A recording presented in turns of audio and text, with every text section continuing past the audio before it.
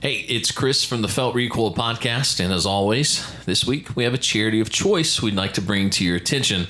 It's called the War Fund. WAR stands for Wounded and Recovering. Did you know that if an officer is injured in the line of duty, they get shot, stabbed, run over, whatever the case may be, they're not always guaranteed a paycheck by the department? I know, sounds crazy. It's a surprise to me as well. But that's why the War Fund exists. The War Fund collects funds and uses your tax-deductible charitable contribution to keep the cash flowing for injured and recovering police officers. Go to facebook.com/feltrecoilshow. We have a link there where you can learn more about the War Fund and listen to this entire episode, and one of its founding members is on the show this week to tell us a little bit more. The War Fund, please consider a donation. Thank you. Here is Felt Recoil, episode number 9.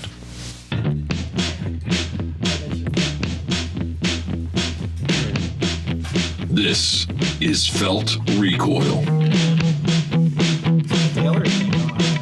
It's a little funky. What was that? Here. Okay, my name is Chris. My hetero life mate to my right. All right.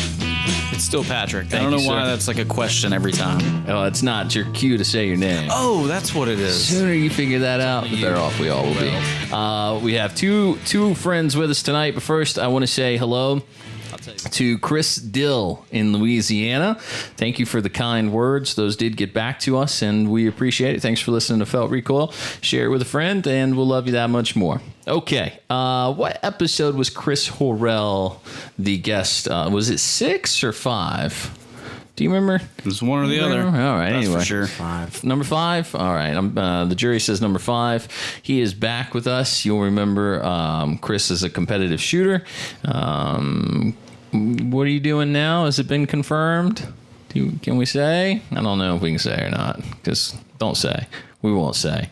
Chris has a really cool job. He also does a lot of woodworking. And as soon as he walks in, I'm like, hey, man, go ahead and measure the mantle. And I'd like a barn door for the office. So we put him to work.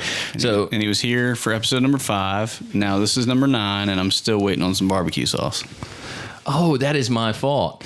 Before you leave, you'll have some. I have one bottle in the fridge and one in the cupboard that our mutual friend Todd sold to me.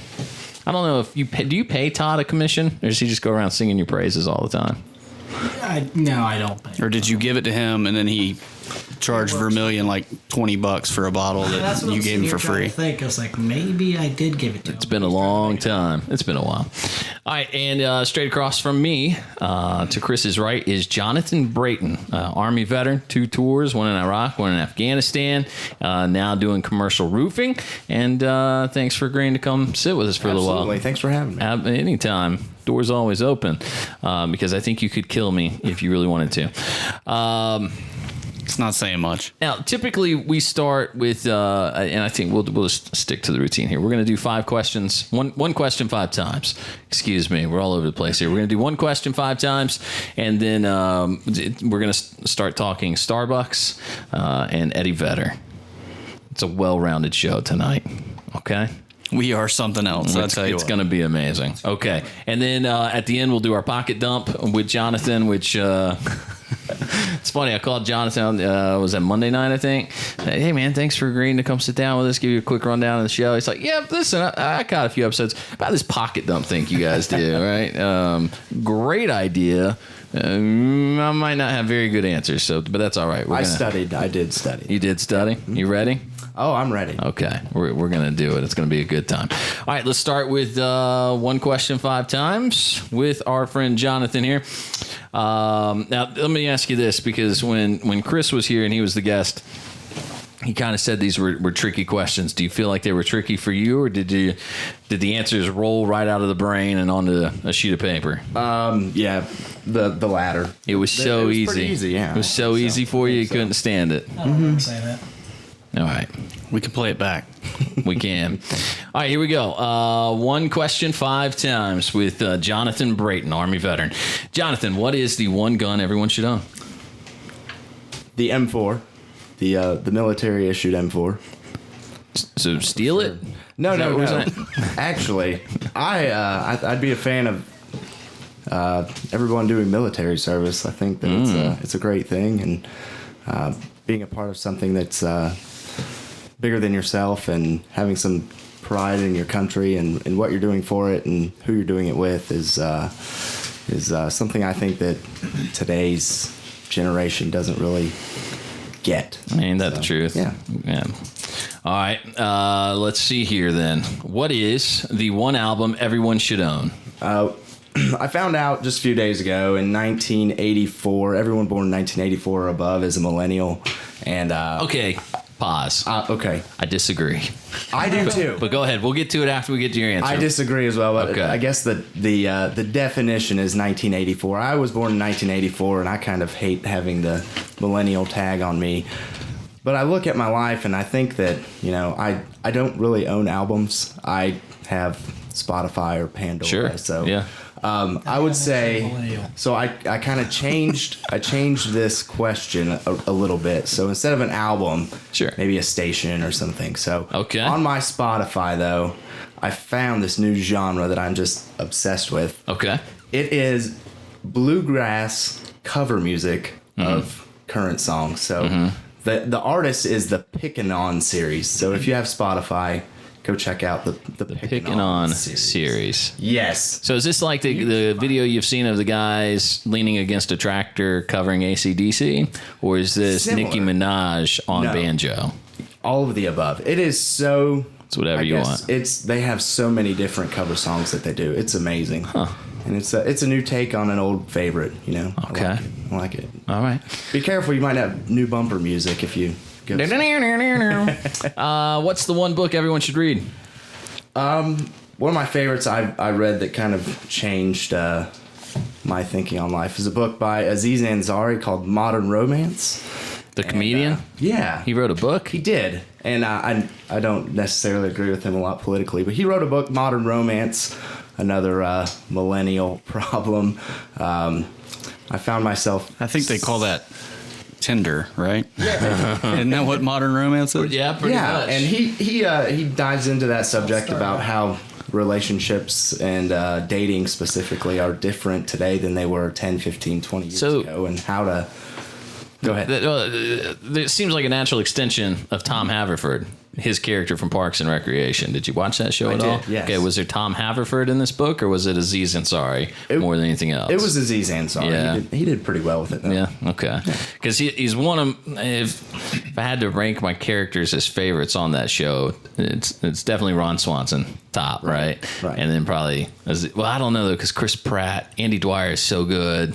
Make sure. All right, anyway, not to hijack your answer there, but ahead. all right, Modern Romance, interesting. I'll have to look it up. So what's the one movie you think everyone should see? One I saw just this week was Hidden Figures. I don't know if any of you have had a chance to see that yet. No, I'm not familiar with that. Give me the 411. It's a story about the black women in the NASA. That's right. space program. Okay. And putting John Glenn into orbit, and just the barriers that they had to overcome just because of their race. Mm-hmm. But they were so smart. They were literally smarter than the smartest computer at the time. Yeah. So just their contribution to that program was, and knowing that this is all based on a true story, it's a very, very well done movie. Was it a well balanced film? Because sometimes when you see things where they're trying to deliver a message, it feels like they're beating you over the head. I didn't feel that way. Was it nice I really and balanced? Yeah, and I hate movies like that. Yeah. I went into it thinking that it was going to be like that, but it wasn't. Turned out all right. I really in liked the end. it. Yeah, Okay. Did everyone live? I don't remember. they all did. John Glenn. Nobody. John Glenn passed away a few weeks ago. All right, sorry. You are a jerk. Yeah, I was thinking, I'm like, It's the only one. I guess it's just not funny that I have to stop laughing. All right, what's the one piece of advice, Jonathan, that you wish you could give your 18-year-old self? Stay in school. That would be probably what I'd tell myself. Like through college or through high school? Yeah, What do you definitely mean? through college. Yeah.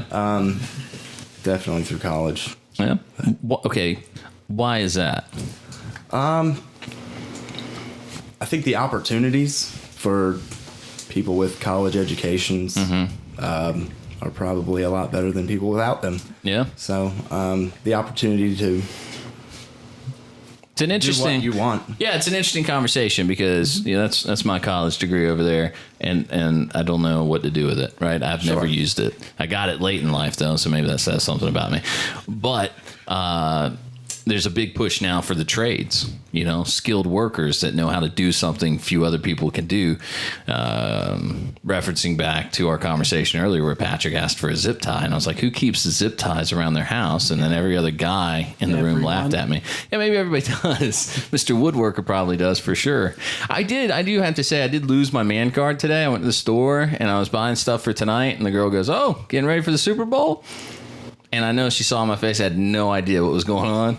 And I was like, oh, yeah, that's this weekend. Yep. Super Bowl, what's that? Super Bowl is going to be awesome. If that's what constitutes losing your man card, then I guess count me out, too, because I don't give a crap about the Super Bowl. But did you know what's happening? I'm not trying to one-up you. Okay. No, actually. I wonder if that's a common thing, because I was like, man, Super I Bowl. had a conversation the other day with somebody. We were trying to figure out when it was. Because I think it used to be like the last week of July. No, it's always January. I'm sorry. Last week of January, and then they moved it. Then they moved. Yeah. So, but I didn't know when they did that, and I didn't know if that was still a thing or if that was just temporary. What is it? It'll be the 7th, right? Is it play? No, it's played on Sunday, right? So the 8th. So are we still? I don't even know. Wait, that's not right. My dates are way wrong. The 11th. Today is the 1st of February. So it's like Only until tomorrow. Right. So is it this? So it's this Sunday night, and This Sunday Wednesday night. is the 1st, 2nd, 3rd, 4th, 5th, February 5th. All right. Yeah. Okay. All right. Well, I had no clue. So anyway, all right. Stay in school. Maybe learn a trade. Sure. Okay. I think that's just an interesting conversation because I like having my college degree, but I got to tell you firsthand, I don't know what it's done for me. At least not yet. Maybe in the future. And I'm not saying it's a bad idea to go to school, but I do think there's a strong argument to be made about you can get as much education as possible, but pick the field. Like I'm a big advocate of go do something for a few years, find out what you love to do, what's easiest to bring your passion with you to do every day, and then go get educated in that. But all right, but it's always good advice to never stop learning. I mean, that's smart. Sure. All right. So recap. You think an M4 now would an AR count for you in the M4 category? Yes. Yeah. I'll take it. Yeah. All right. And then Bluegrass Covers is the music to find. Modern Romance is the book. Hidden Figures is the film. And then Stay in School because, what was the Mr. T thing? Only fools. Yeah, only fools drop out of school. All right.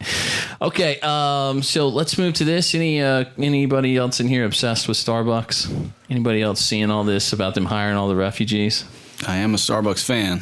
I'll say that. Did you see the flack they're getting? This is kind of what bothers me, both from the Christianity, I guess you call it the Christian community, but then maybe it's just our community as a whole. So I want to say it was Black Rifle Coffee Company and Ranger Up and all those guys are all over Instagram today saying, well, why can't Starbucks hire 10,000 veterans? And it's premised on that Texas, I think he's from Texas. There's a preacher who posted a video of himself with the Starbucks cup. Did you see that? And he's all like, oh, man, I'll tell you what, if they can hire 10,000 refugees, they can hire 10,000 U.S. veterans. But here's the problem.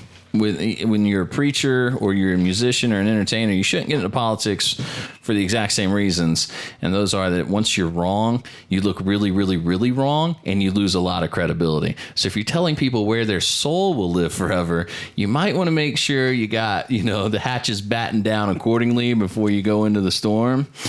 So Preacher Man is basically under the assumption that Starbucks USA is going to hire 10,000 refugees across the country, when what Starbucks said actually was we have 75 countries in which we do business, and we're going to pledge that in those. No, Chris, that's not what the meme said. I know.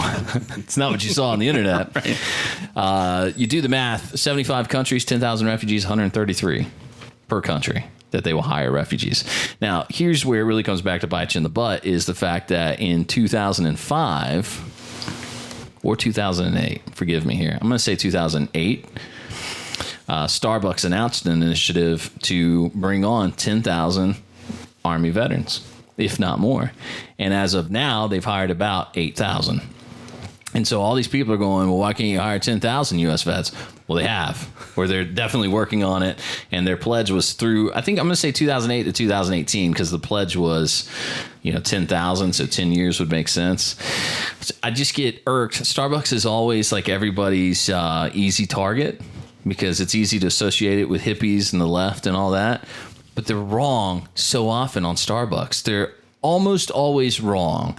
If you remember the guy that said, well, Starbucks told me that if I don't support gays, they don't want to do business with me, when that wasn't at all what was said. Schultz told the guy in a board meeting or an investors meeting, if you don't like that we donate to these causes, first of all, we match charitable donations from our employees. They just got to fill out a form, and anything they donate to, we will match in kind. That's part of where our money goes. Secondly, if you find another company that gives you 30% return on your investment, you're more than welcome to go do that, because you're not going to beat your investment with us. So you decide what's about for you.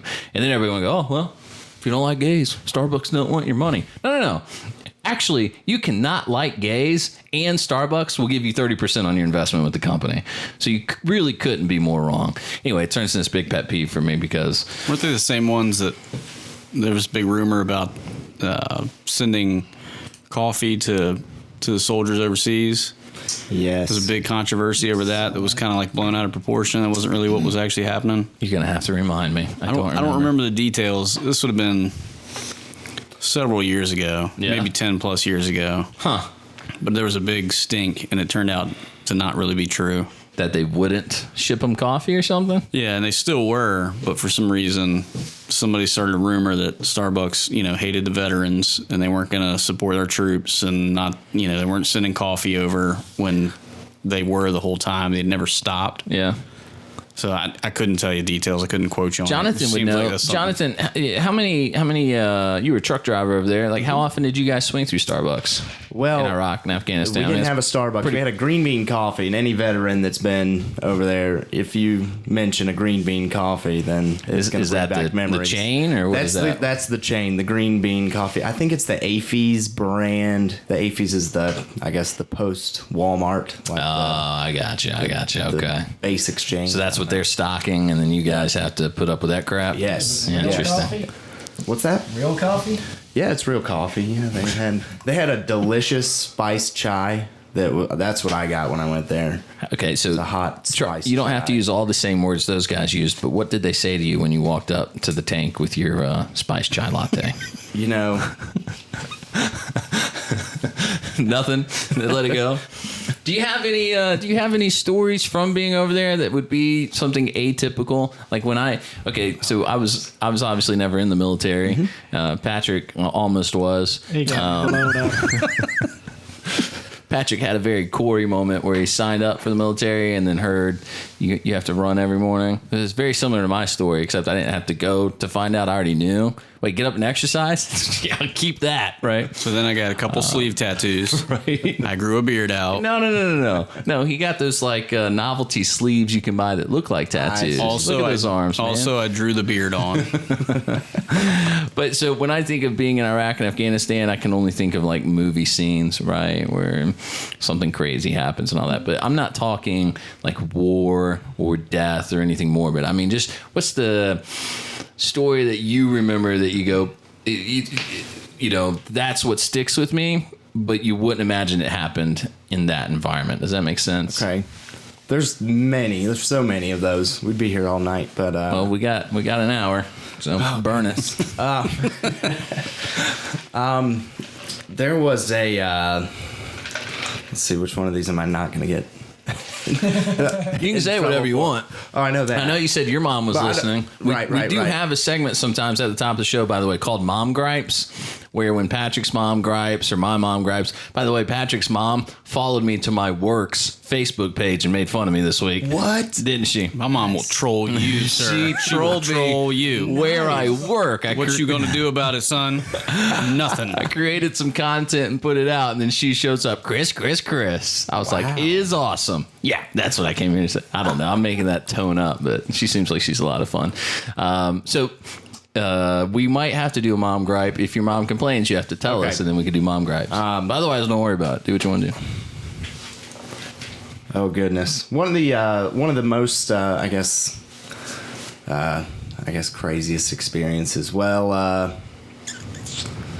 I was in a scout truck. So this is Afghanistan, somewhere in 2011, and I was the scout truck. We were doing convoy security, escorting local national trucks that were hauling coalition equipment. So it was Afghani trucks hauling, God knows what. supplies, Yeah. whatever. Yeah. And we were just escort them from point A to B. So I was in the scout truck, so I would go out 2 miles out in front of the convoy, and we would be out there just barely in radio comm range from the pace truck, which led the main body of the convoy. Right.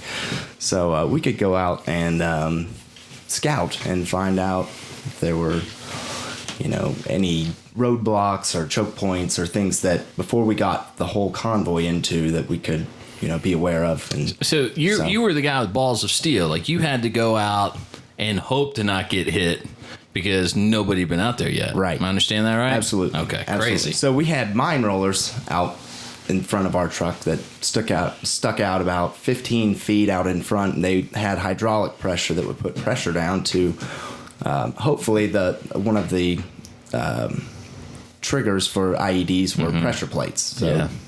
you run them over, 2 pieces of metal touch, and that's what detonates. So the goal was that when you hit a pressure plate, it would blow up in front of the vehicle instead of under it. And Yeah, but who wants to flip the vehicle? Like, that sounds great, but how comforting is that? Don't worry, guys. It's going to blow up 15 feet in front of our face. Right. Oh, really? We're okay. Oh, okay. We got it. That's Sure. cool. That's like, That's if you're lucky enough to hit a pressure plate. They also had command wire that would just, they could blow up wherever they wanted to. Guaranteed front row seat. God Yeah. bless. So, okay.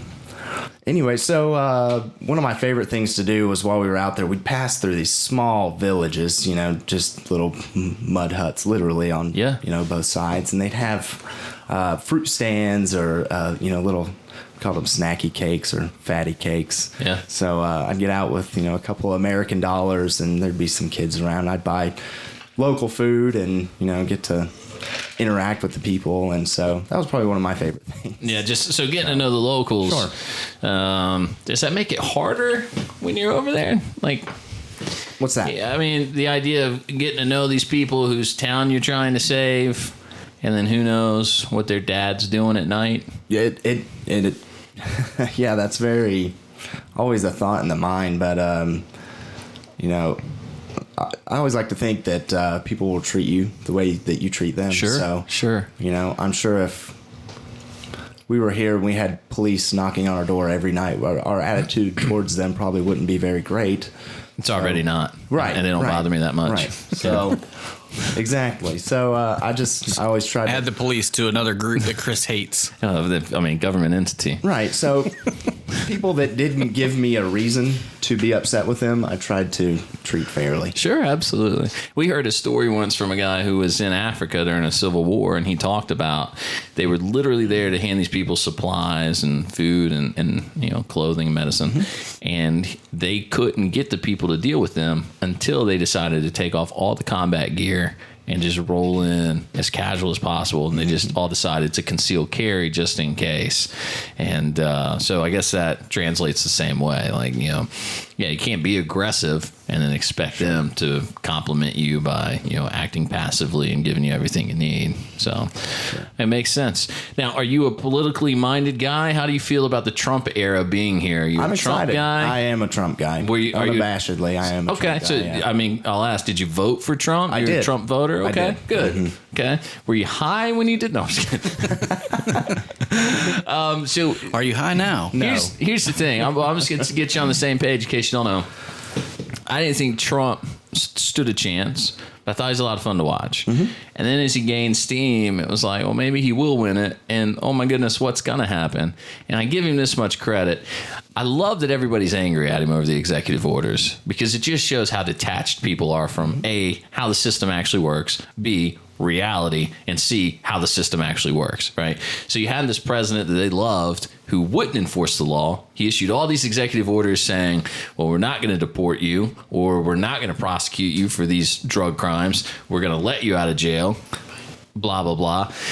And now you have a president who goes, nope, sorry, the law stands. And they go, what?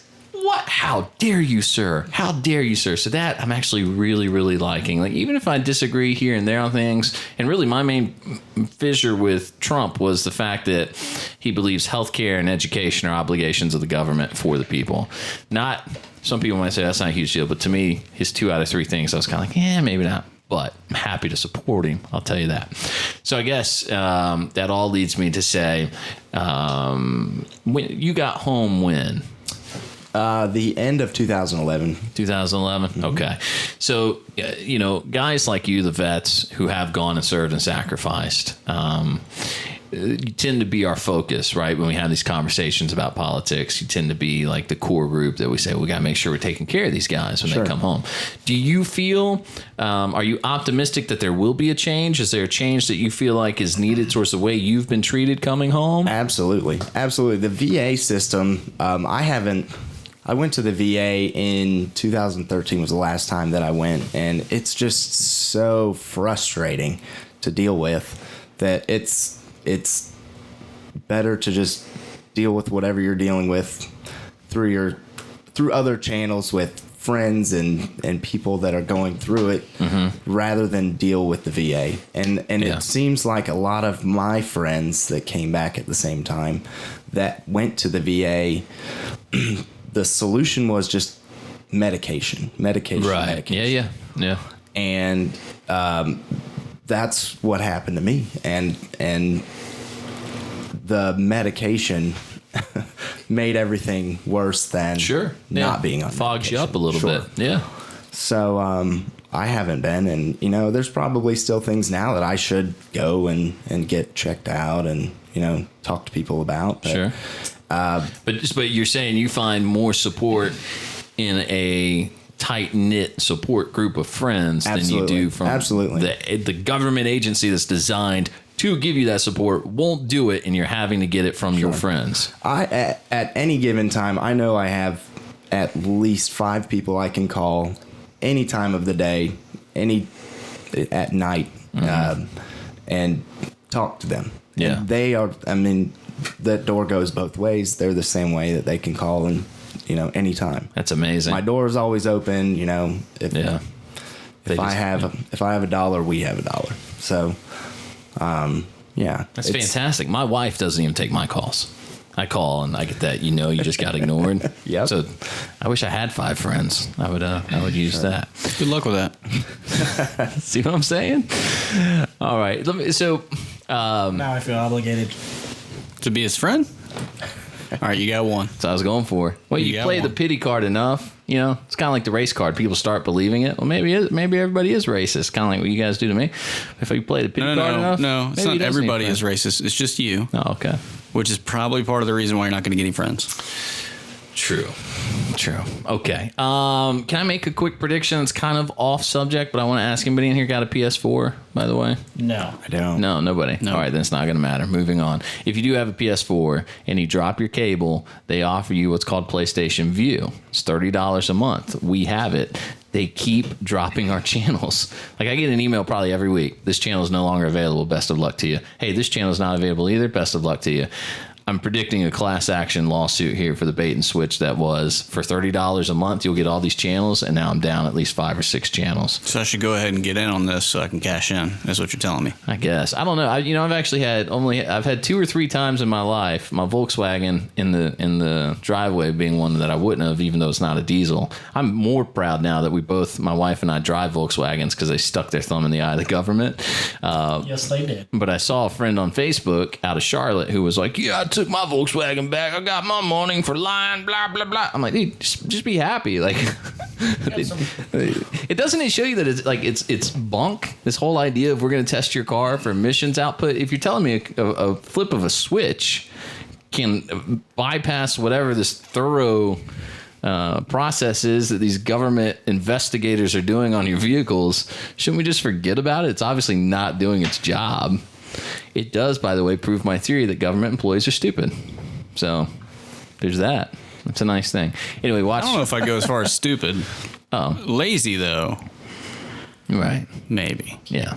Federal or state? All of them. That's true. Harrell.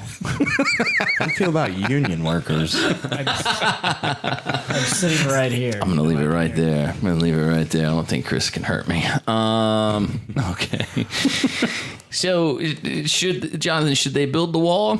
Does the wall make a difference for our southern border with Mexico? You know, I've heard arguments, and one of my great friends, I told him I was going to give him a shout out. So Will Friend. Wait, his name is Will His Friend? name is Will Friend. He's a great friend of mine, but he's a self-identified. What is Ron Paul? Libertarian? Libertarian. Yeah. I'm sorry. It's all right. But he's a self-identified libertarian, and his views tend to line up more with the Democrats. But I'll let him keep believing he's a libertarian. But he is totally totally against the wall, and so I enjoy having someone that has an opposite opinion because it allows me to form mine and understand why I believe what I'm saying I believe. Yeah. So he takes the I'm against the wall stance, so I'm totally for the wall. Just to spite him? Or No, not just despite him. But, I remember that guy. yeah, we've had a few Facebook spats. Nice. But we're always They friends got at bloody. the end of the day, though, and I think everybody needs that. Somebody that you can disagree with, be Sure. friends with at the end of the day, and you You gotta be challenged. Yeah, If your friends aren't exactly. challenging you to be better at what you're doing, the phrase goes, if you're the smartest guy in the room, you're in the wrong room. Yeah. And you gotta surround yourself with those people. So I think that's Exactly. smart of you Oh, to do. I'm going home. See you guys later. So why do I believe that a wall is gonna help? I think that as a sovereign nation, as the United States of America, we have to have a border, an established border, and until we can secure that border and stop the inflow of immigrants, of drugs, and of even now ISIS could come through that southern border. Yeah. So I think that we need to secure that somehow. Now, the antithesis thought of that would be, well, a wall's not going to stop anybody. If you build a 10-foot wall, they'll just get an 11-foot ladder, or, they'll catapult things over the wall. They'll catapult their drug shipments, and that's fine. But we'll have high-tech surveillance all along the wall and be able to mobilize Border Patrol to cut back. Nothing's going to be 100%. No one defense. Nothing's going Right. to be 100%, but you have to start 100%. somewhere, and it starts with a wall. Are you familiar with Patriot Ordnance I am not. Factory? I'm not. POF rifles. They have promised to arm the border guards free of charge for the That's government amazing. if they build the wall. Yep. And those are nice rifles. He's by going to the way. build it. Very nice. Let me ask a question. I'm going to survey the room. Anybody here know what a rape tree is? Anybody ever heard the term rape tree? Rape. You're talking about from the Greeks. I don't know if it goes back to the Greeks. The term is a rape tree because if you go to our southern border, you will find trees where women's panties are hung from the branches. And part of being snuck into this country is that you are raped and brutalized by the men that bring you here, and then they take your underwear. And like just the most crude and vulgar trophy you can imagine, they hang it from a branch on the same tree. And there are literally documented pictures. Go ahead and Google it. Google it, it'll make your stomach hurt. But you'll see trees littered with underwear. Dan and Carlo wrote a book called, I can't remember. I think it's called Illegals. I was looking for it while you were talking, Jonathan. Sorry to be distracting. That's but okay. Anyway, it's in here somewhere. No, it's not. I loaned it to my dad. Anyway, he documents that in there. What he did, he's a talk radio guy, and he went to Mexico and decided he'd pay people to sneak him back into the States. And he did it undercover and documented the experience of crossing illegally into the United States. And yeah, they came across rape trees. So I do this thing now where I say, do you know what this is? And if people can't tell me, I say, then I don't want to hear your opinion on it. You know what I'm saying? Like, Wow. yeah, especially on Facebook. Like when you can, so the refugees argument was up the other day. So I posted a video of a woman in Afghanistan being drugged out of a mosque and beaten to death and then thrown in front of a car. They ran her body over and then they set her body on fire and they stoned her. Okay. These are the people who, some of whom would tell you, well, I'm a refugee and I need to come into your country and live next door to you. So I posted and said, when you can tell us how they kill this woman, we'll listen to your opinion about whether or not these people should be vetted before they come live in our neighborhoods. I Absolutely. think I saw that. Yeah. And I feel that way about the border as well. Like, you know, obviously friends of ours would be an exception because I feel like they are tuned in. But my point is how tuned out a lot of people are about it. I like the fact, by the way, I'm so sick of Mexico's whining. Like, the greatest thing that ever happened for Mexico is that we bought half their country back in 18, whenever the heck ever. Gave them what it is essentially today, like Texas? $800 million for Texas. Yeah. So then Israel, I don't know if you saw this, but Benjamin Netanyahu tweets that Donald Trump was right to say that the Israeli border wall has kept out terrorists and illegal immigrants. And Mexico demands an apology for it, as if Israel owes Mexico some sort of apology. And then worse off, Israel does it. And they say, oh, we're sorry about that. Well, Mexico has a wall at their southern border. Right. That's right. And stringent immigration laws. You have to not be on the public dole for however many years. You have to prove you're healthy, that you have work when you're coming in. Yeah, you got to show bank statements. Mm-hmm. I mean, it's not, you know, just walk in and hang out. How can you come to any other conclusion when we know that's true, when we know the rape trees are true, when we know they're smuggling drugs in, that's true, when we know for a fact that the Mexican government and police forces are helping their illegals get around our border patrol guys? How can we come to any other conclusion than to say that Donald Trump was right when he said that some of the people coming across the border are really bad people? How do you draw any other conclusion when the Mexican, if the Mexican people are leaving Mexico to come here, which we know it's actually not Mexicans, by the way, it's Guatemalans, it's everybody from south of Texas and all those the myriad Central countries. America, Yeah, absolutely. They're all coming here. So it's not like this is racist against Mexico. Mexico's just the gateway they use, right? So when we know all those people are coming and Mexico's just letting them funnel through, shouldn't Mexico want to keep them to drive its economy? I mean, the country's in shambles anyway. Wouldn't you keep those people and figure out a way to put them to work and drive up your economy? They send them here, and then the workers back. here Send the money home? back. Interesting, right? That's where Mexico gets Interesting. their revenue. So it doesn't do them well. They don't have work for them there that can pay them well. I mean, never mind. I was about to seal my fate on that racism comment from earlier. I was waiting to pounce. I was going to point I out, was so ready. can only make so many tacos and sombreros, but I'm not going to go But there. you're not going to say that? I'm going to. You can gonna never keep- make enough tacos. No, Well, that's true. That's a good point. to add to your rape tree You want argument. to rephrase that real fast? No, I like the way I said it. All right. I read an article yesterday, and I wish I could remember who wrote it or even where I found it. But the premise of the article was that a border wall would essentially curtail human trafficking Oh, yeah. to a significant degree. And so I think it'd be really cool if guys like Tim Ballard from Operation Underground Railroad would get involved on that end to present a logical argument to an idea that no one would have a defense for. Yeah. So you can tell, so we're just going to do human trafficking. We're just, no wall. Let's just do that. Just let Let's that happen. Let's just keep doing that. That'd be great. Yeah. I don't think anybody's going to argue against it. So I don't feel like there's actually a conversation happening about why we need a wall. I think it's just you're either for or against it, and that conversation doesn't exist. So the people that are against it, they don't want reasons. They don't want to hear reasons.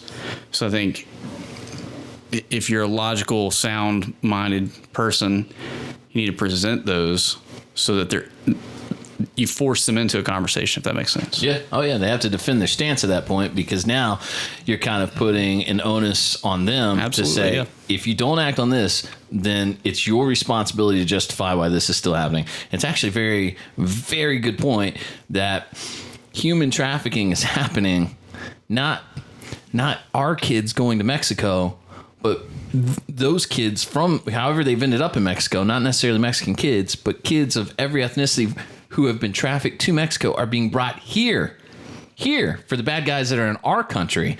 And we want to stop that to starve those guys out of their needs and get them out of our country, maybe hopefully find out who they are and kill them twice, which is fine with me. But that's a very good point. Those kids are being brought here.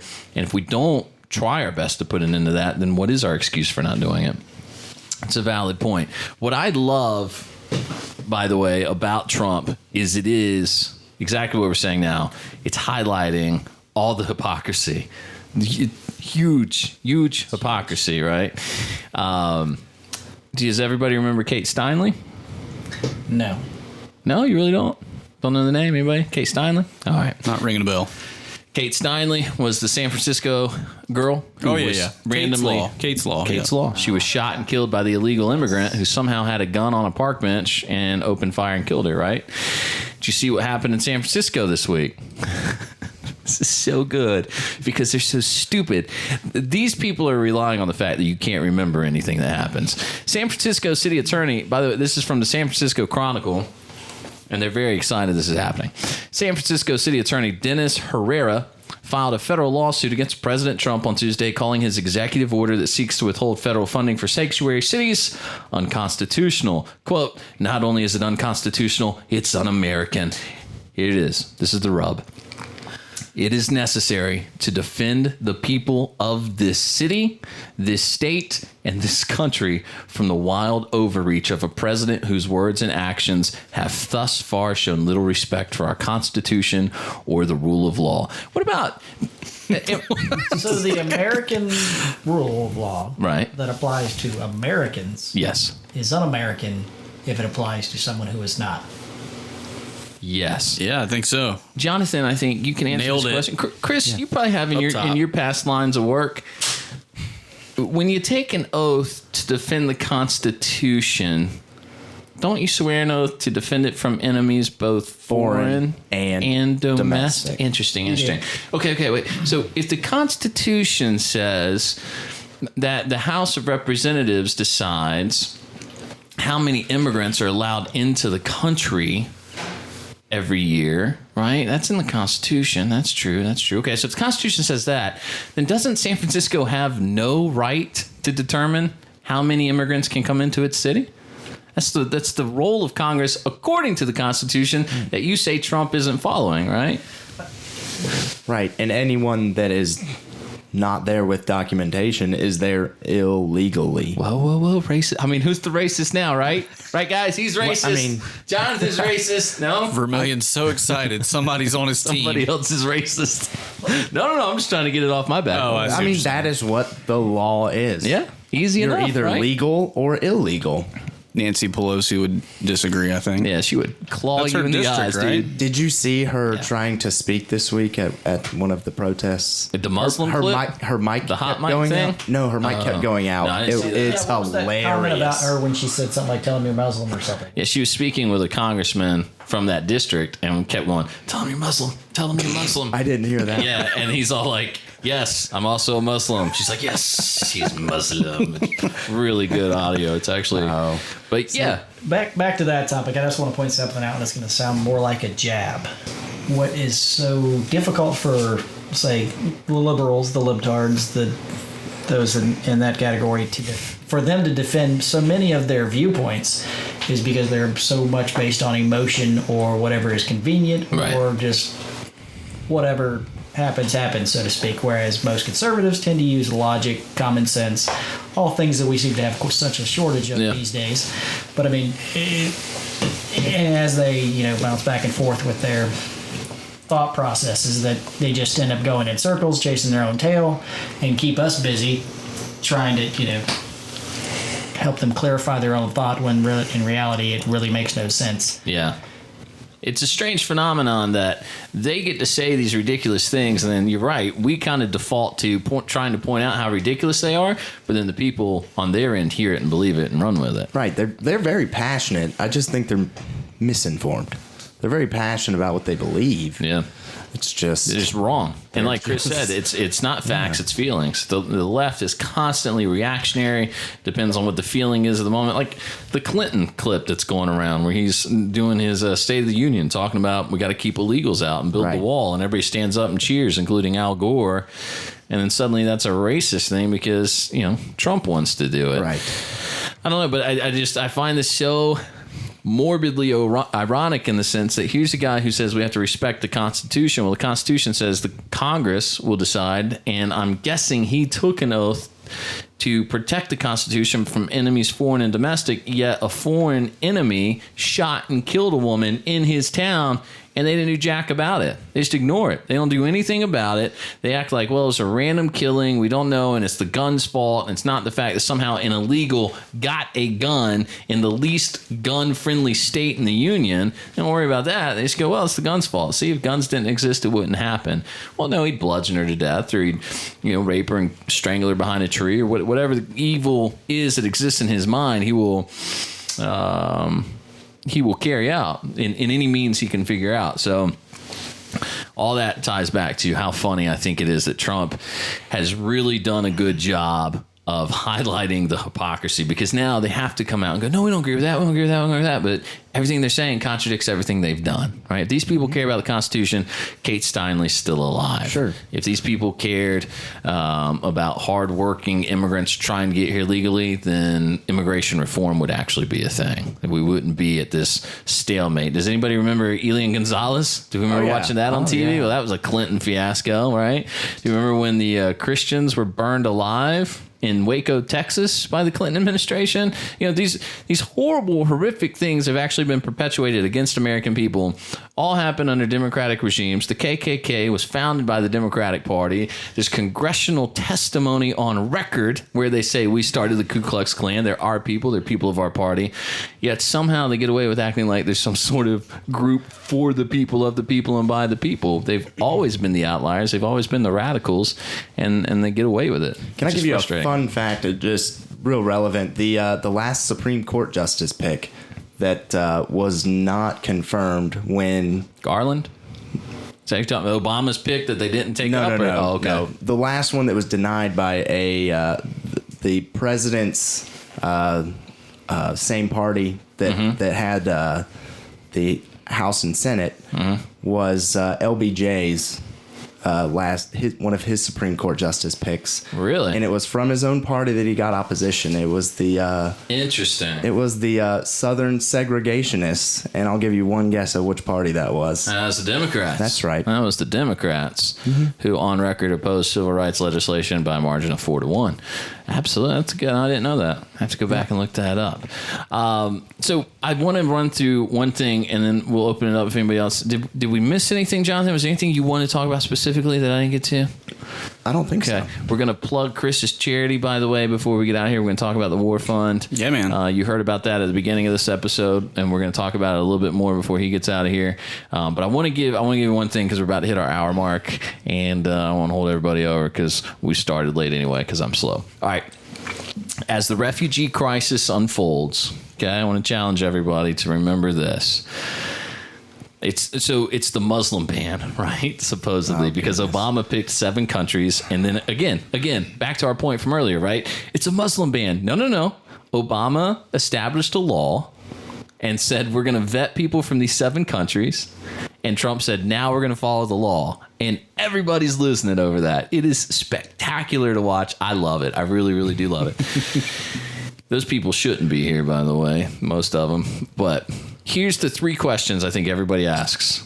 Everyone. Okay? So when somebody starts defending Islam and they say, we can't have a ban on Muslims, you say, I want to see if you understand the Islamic faith enough to have this conversation, okay? So you ask them, was Muhammad a perfect man whose life you should emulate? That's question number 1, okay? Now, if they're a good Muslim, they're going to say yes. And then you get to remind them that Muhammad personally beheaded Jews in his life, number 1. Number 2, that Muhammad said that the last days wouldn't come until even the rocks and trees cried out, believer, there's a Jew behind me, come and kill him. Okay.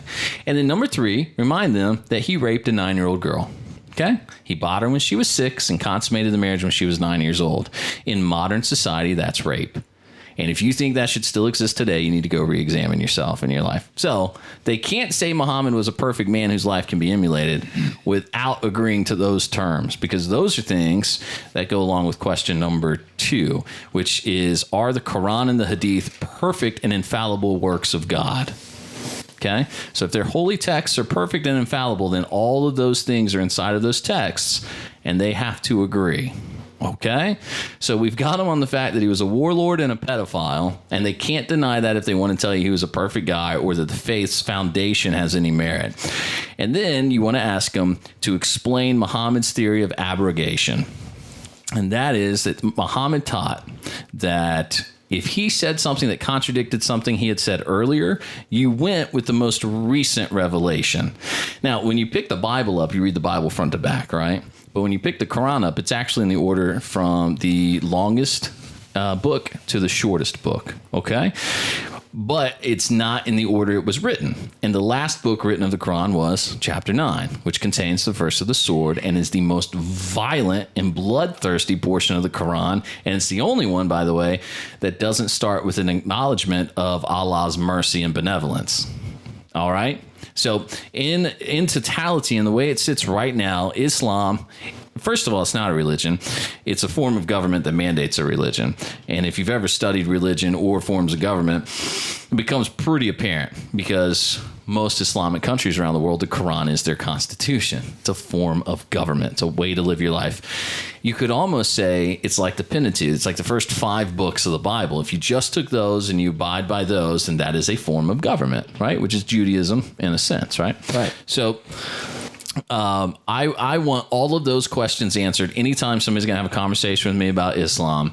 You can look up anything by Robert Spencer and read his books. There's a great book called The Truth About Islam and the Crusades, The Truth About Muhammad, the world's most intolerable prophet, I think is the name of the other one.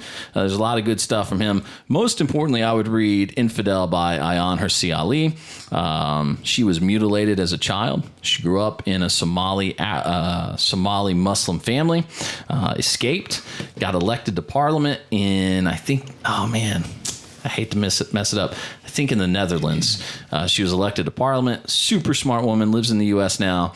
Super, super smart. But look those up. But anyway, when you get in those conversations, try and remember this. Come back and listen to it again. Your 3 questions. Was Muhammad perfect? Can you emulate his life? Is the Quran and the Hadith perfect and infallible works of God? And can you explain Muhammad's theory of abrogation? And that's where it all falls apart. You can't, anybody who says they're going to defend Islam never makes it through those 3 questions. Not in my experience. I'd be interested to hear somebody defend those 3 questions, but in the multiple conversations I've had with people about that faith, they never get through it. So I know that's a hot topic. Everybody's talking about the Muslim ban. Considering those things, and by the way, that's not me, that's not opinion. Buy the Quran, go online and read the Hadith.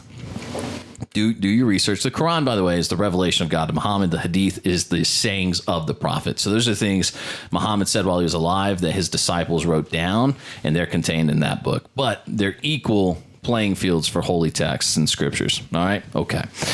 All right. On that very positive note, did I miss anything? Any topics I didn't get to or anything? I think we ran down the whole list. We're going to talk about Eddie Vedder.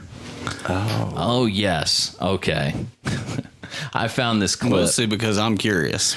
All right. You mentioned it, but I don't really know what he has to do with anything. All right. Because I'm pretty sure that guy hasn't been relevant since like 1994. That's what I was thinking. This is a clip. It's several years old. Here's what happened. So my theory was right. He is still not relevant. So irrelevant. But this pertains to us, what you're about to hear. Okay. So I watched the documentary Gleason the other night. Has anybody heard of this? Has anybody seen it? Okay. I've heard about it. You've heard about it? So Stephen Gleason is his name. He played for the New Orleans Saints. After Katrina hit, they went, I think, 100-something days without a game in the Superdome. Something like that. I'm probably messing that up. They went a very long time without a game in the Superdome. The first game back, they played the Falcons, I believe it was. And lost. Did they lose? I think they did. I think they won, because here's why. Gleason was the guy that came in and blocked a punt that allowed New Orleans to grab the ball and score what I perceived was the winning touchdown. Sympathy win. But they called it. But what did they call that play? Harrell sounding real bitter all of a sudden. Right. They called it the rise or the comeback or the rebirth. Maybe the rebirth. That's awfully dramatic. I wasn't planning on talking about this. I'd have done better homework. I did watch the documentary. I hate that, but that I can't remember it. But that's the thing about the documentary is you're so engrossed in him that everything else becomes almost secondary. So here's the story. All I can think about is Ace Ventura, the kick heard around the world. Laces out. Yeah, laces out. Finkel and Einhorn. So, yeah. Einhorn and Finkel. Einhorn and Finkel. So like that, except real positive outcome. I'm going to look it up real fast because there's a statue that shares the name. So here's the story from ESPN. The blocked punt that etched Steve Gleason into Saints lore and became symbolic of New Orleans' resilience in the face of disaster is now immortalized in a 9-foot statue outside the Superdome. A statue is unveiled. There were 75,000 people in the stadium and a few 100,000 others outside the stadium who had already committed themselves to coming back and rebuilding the community. So that statue is a symbol of what they did. Rebirth. The statue is entitled Rebirth. It depicts Gleason fully outstretched in a dive, his hand smothering the ball as it leaves the kicker's foot. And on it goes. Did they win that game? They did. They did win that game? Okay. All right, so here's the thing. So that happens. Maybe a couple more years go by, and he retires. Okay, he'd been beaten up. He'd been in the NFL for like 9 years. He decides to retire. Shortly after retirement, he's diagnosed with ALS, Lou Gehrig's disease. He started having spasms. And when that happened, he decided he was going to document his life for his unborn son. Because in the same almost exact time frame that he got diagnosed, his wife found out she was pregnant. Wow. So he starts documenting everything. And I'm going to tell you right now, it is absolutely, it's a tearjerker. You'll cry the whole way through. It's unreal. It's unreal. But there's a lot of Pearl Jam in it. Okay. And he has become really good friends with the guitarist for Pearl Jam. And Eddie Vedder sits down for an interview with him on the documentary because Steve kind of had this real rocky relationship with his dad. And so he's trying to give all this advice to his son before he loses his ability to talk. He's not able to talk anymore, but he documents the whole thing. So anyway, here's the point. So that takes me, I'm like, man, I haven't heard any Pearl Jam in a while. So after the documentary gets over, I kind of YouTube and I got some Pearl Jam playing in the background while I'm doing a little bit of work, and this video plays, and it's Eddie Vedder doing an interview about guns. It's such a bizarre thing, that issue too, because bottom line, they can talk about defending their home, or it's based in the Constitution. When when that was put in the Constitution, it took about 3.5 minutes to load one pellet into a barrel with the powder and the whole thing. So, those laws are antiquated, and the fact that we have 30 bullet magazines and this, that, and the other thing. And really, the best argument that I can hear, or the one that they have outside of being in the Constitution, is that it's fun. It's fun. And so is driving at 95 miles an hour. I get so angry that I almost wish bad things upon these people. Yeah. But I don't Bring have it, Eddie. to, because it seems like they happen anyways. It seems like every week I'm reading about a 4-year-old either shooting their sister, their dad, their dog, or their brother, or themselves, because there's guns laying around. That's because you're high. But I guess it's fun. So that's Eddie. Now, before we get too lost in, the whole, First Amendment, blah, blah, just listen to this. Listen to this guy. It's Luke Haig at my home, and you're looking at an original 1780 Girardoni 46 caliber 22 shot repeating air rifle. Wait. 46 caliber. 46 caliber, 22 shot, 17.8. Wait a second. Wait, history quiz. What year was the Second Amendment written? Was it 1789? I'm pretty sure it's 1789. That's pretty close. Because I looked at my David Barton book before we started recording. 1789. Interesting. Well, that's right. Because I heard Eddie Vedder told me. I'm not sure if this is even true. But Eddie Vedder said it took 3 minutes to load one. Wait a second. 1980 Girardoni 46 caliber 22 shot repeating air rifle. What? Wait, what? I'm sorry, I got to give it to Vetter. I mean, he obviously knows his history. He's so smart, it's hard to deny. Let me read you the brief description here from and this is on, if you go to facebook.com/Felt Recoil Show, you'll see the video of the audio I'm playing you of the Giardoni air gun. And by the way, true story, I have looked and looked and looked to buy a replica of this gun as an office piece. Ain't gonna happen. So listen, Thomas Jefferson owned one of these rifles, which is what always brings it up in my head, okay? It was designed and adopted in 1780 by the Austrian army. While the standard arm of the day was a single-shot flintlock, the Giardoni offered a massive firepower advantage to the men who carried it. The guns had a magazine capacity of 22 balls. Ready for this? 22. And they could all be fired within 60 seconds. Wow. The balls were 46 caliber, weighing approximately 153 grains, and were propelled at 400 to 450 feet per second.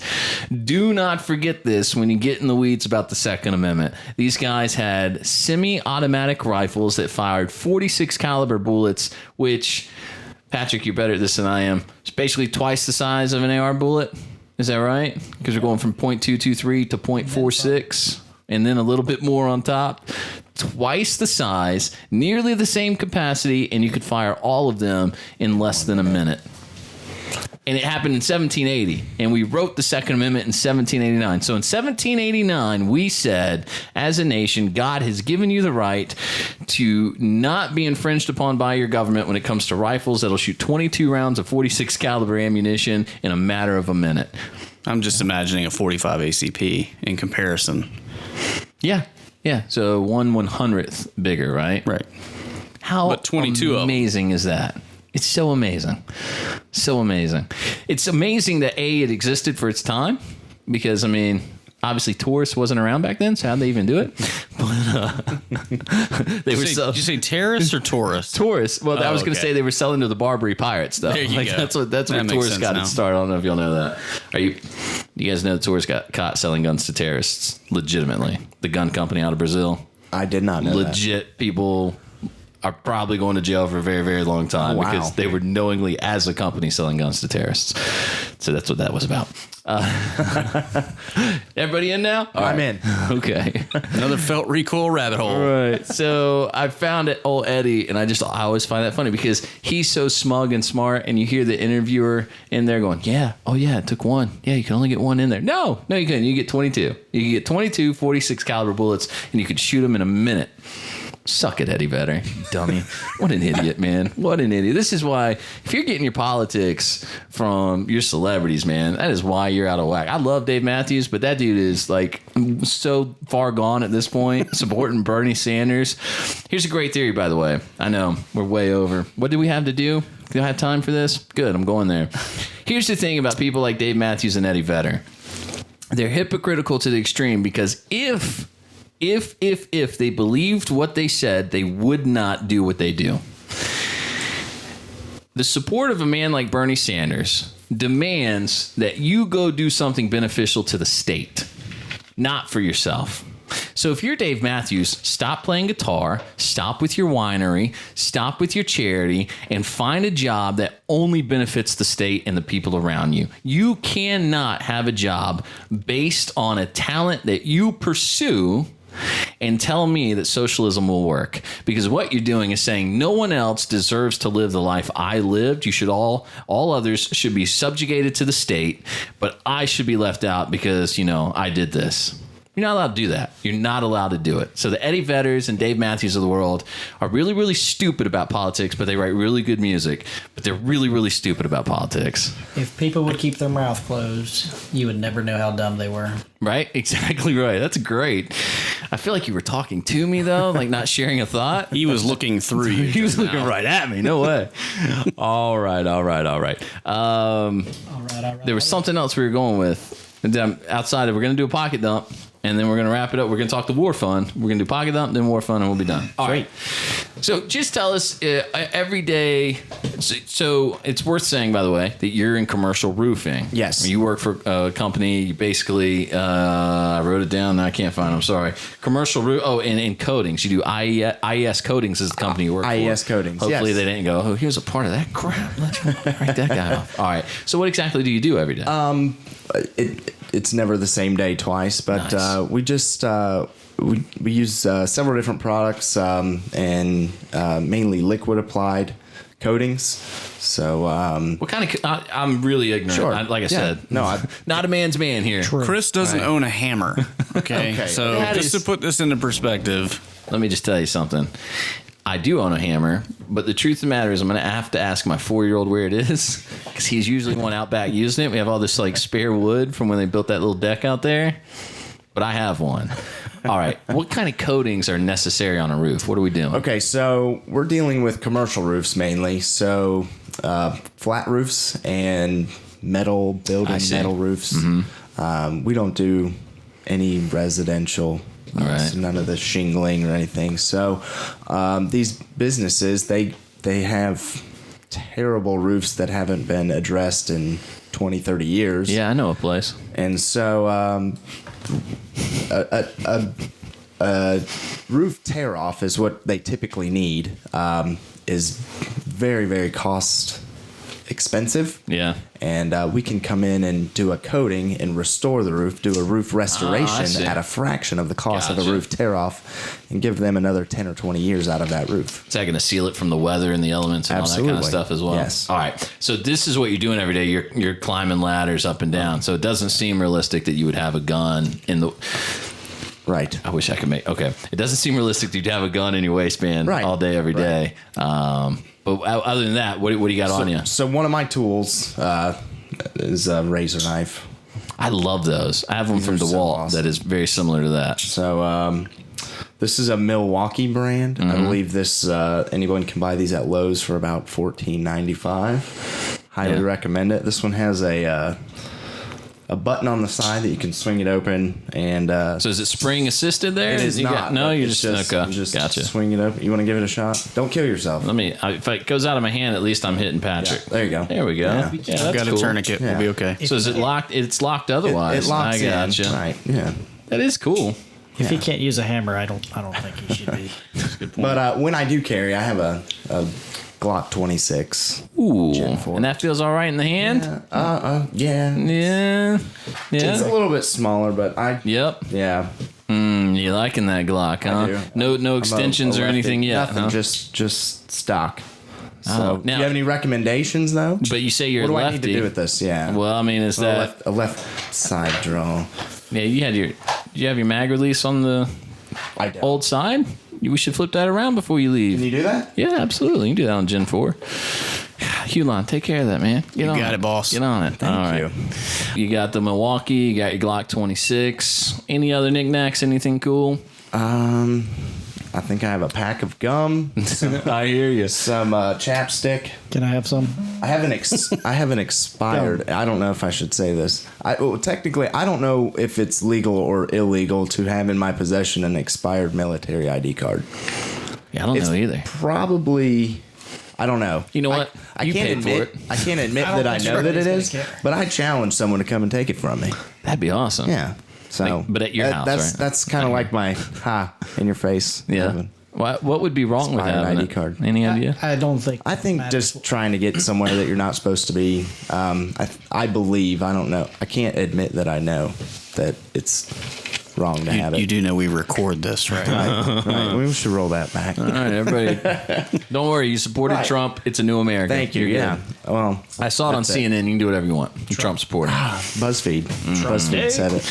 All right, before we wrap, Chris Harrell, let's talk about the War Fund, the Wounded and Recovering Fund for officers around the upstate of South Carolina who have been injured in the line of duty or even outside of it. How does it work? Give me a little 411 here. If it is an officer or deputy injured in the line of duty while fighting crime, most often it's more the severe injuries, those that have been shot, stabbed, a serious injury that's actually debilitating and causes them to be out of work for an extended period of time. We've myself and a couple other have started this charity, and with some assistance to a number of other officers. We have several events throughout the year, and we actually have one coming up in May, a 5K run. I believe the entry fee is going to be $25. That'll include a number of things as well with it. Expecting a huge turnout, and I believe it's going to be taking place in Chanticleer. For those of you that like to run for no reason whatsoever, this is a perfect way to do it. It's actually for a very good reason, I'm sure. But sure, I'm with you. So, if I understand correctly, if an officer's injured in the line of duty, obviously bills start piling up. Are you not paid 100% by the department if you're injured in the line of duty? Because maybe this is something we need to address here. Yeah, there's a workers' comp is going to, when it does kick in, it's going to take a month for workers' comp to kick in. So you're out of work for a month. All right, wait. Hang tight. I'm a cop. I get shot. Fall down. Take me to the hospital. They're like, you can't work for a month. Let's say you're out of work for 6 months, let's just say. Right. You're telling me that the department stops paying me? In most cases, you have enough leave or sick leave or vacation. No. I'm not burning my vacation. I got shot on the job. I did my job perfectly and got shot, and you're telling me they're not going to pay me anymore. Not necessarily. I'm not mad at you. I'm mad at the system. I have seen, and I don't know how the system, as I understand it, I believe that's actually how it's supposed to work. However, that's never been the case as long as I've been there for the number of deputies that we've had get shot or seriously injured. But they continue to be paid regardless of whether they have leave or not. Okay. However, if they're out for an extended period of time, they do request that other deputies donate some of their time. Donate work hours type thing. Which nobody ever has a problem doing that. However, when their time runs out, if their leave runs out, workers' comp kicks in, but only at 60% of their income. So, as we know, most cops don't do it for the money because there isn't any in it.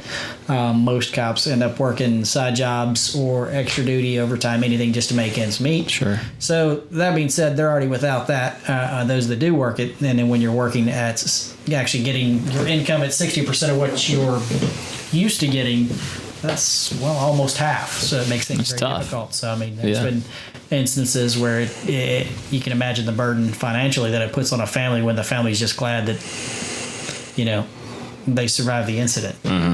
So it's a way that we can step in and help alleviate some of the stresses that should really be the last concern when somebody's trying to heal and return to at least a normal life or even duty. So that happens. You guys step in, help cover the bills till they can get back on their feet and get to working again. Is there a website we can? Through Facebook, War Fund. Okay, all right. Wounded and Recovering. War Fund on Facebook. Just search it out. Yes. WAR Fund. War Fund. It's the Wounded and Recovering. And we hold other events throughout the year. In the fall, we do hold a charity pistol shooting competition for both the professionals and the amateurs as well. There's also a golf tournament that typically takes place. And this is the first year that we have actually had the 5K run as a part of it as well. So each year we grow, have more and more people get involved, and community sport's been probably, I'd guess, best guess, probably doubling every year. So it's been good. It's fantastic. One of the it's good things work. you hope you never need, but unfortunately in the world we live in, we have needed it quite a few times. But it's something good that we can do to help others. So Hope to not need it, but it's there if you do, right? Go to facebook.com/Felt Recoil Show. If you're already there, we'll link you over to the War Fund, or just search War Fund on Facebook. You'll find it there. Jonathan Brayton, thanks so much, man. Absolutely. Thank you. Hope it was a good time. I had a great time. All right. Thanks. Chris Harrell. Nah. Patrick. All right. I'll see you next week, buddy. All right. Find us on all the socials. Felt Recoil Show. If you're on there, we're on there, and we'll see you. Oh, let me tease next week. Episode number 10. It's going to be a lot of fun. We have a gentleman coming on. Patrick, help me. What's his name? Yep. It's going to be awesome. I can't even remember his name. Patrick. I don't know. This is where you step in. Hold on. I sent you his info. Good grief, Patrick. Did you? Yes, I did. Next week's guest. That's what I check my said. phone. Next Amazon week's Prime. guest. All right. Next week's guest. This is so disorganized. We should really be ashamed, but I'm not. Tom Weathers is going to join us. He's the owner of Trailblazer Survival School. He was raised as a survivalist in the mountains of South Carolina. This is what I really want to get into. Tom completed high school, joined the Air Force, where he learned electronics, ground-based radar bomb scoring, and ground-directed bombing. He would practice his survival skills while based in remote locations. After the Air Force, he took some jobs. He earned a bachelor's degree and a master's in business and developed an entrepreneurial spirit. Tom has successfully owned, this is where it gets crazy, owned and operated several businesses, including one that has established a multi-million-dollar revenue stream. He now owns and operates Trailblazer Survival School and Adventures. So they're having a class. They have them apparently a few times a year. You go out and they teach you how to live in the woods for several days at a time. So that's going to be a lot of fun. He'll be with us next week. All right. That's a wrap on episode number 9. We'll see you next time. Felt Recoil.